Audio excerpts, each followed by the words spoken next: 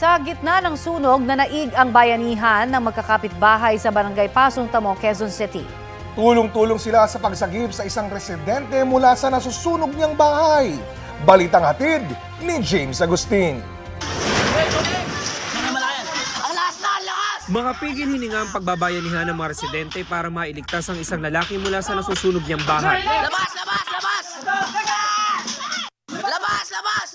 Nang mabuksan ang gate, agad nilang inilabas ang lalaki. Nasunog na si Tatay, oh.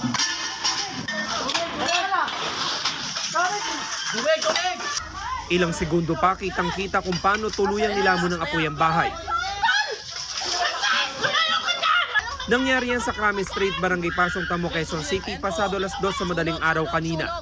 Itinaas ng Bureau of Fire Protection ang unang alarma. Nasa 10 fire truck ang rumisponde, bukod pa sa mga fire volunteer group.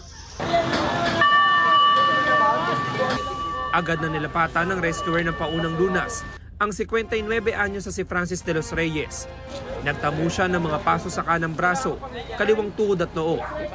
Laking pasasalamat niya sa mga residente na tumulong na makalabas siya sa bahay. Nagtutulog po kanina sa bahay ko, doon sa Metro pa. Tapos nung nagising ako, may apoy na sa loob. Naglalagab na po, binubos akong tubig, di ko makaya mabuhos. Ang laki na po, dumadami apoy, kasi lumaki na po. Sigaw ng mga tao, binubuksan yung gate ko. Di mabuksan, tinulog bigla, nabuksan din. Kaya nakalabas po ako. Kabilang sina James at John sa mga tumulong kay Mang Francis. Sila makikita sa video na pilit na binubuksan ang gate. Binuksan po namin tong gate eh. Binaklas po namin lahat eh. Napadlock, di namin masira. Kaya ginawa namin, piniko namin tsaka yung bareta.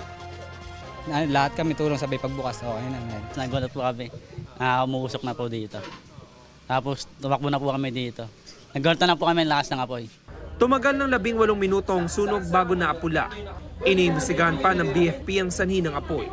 James Agustin, nagbabalita para sa GMA Integrated News.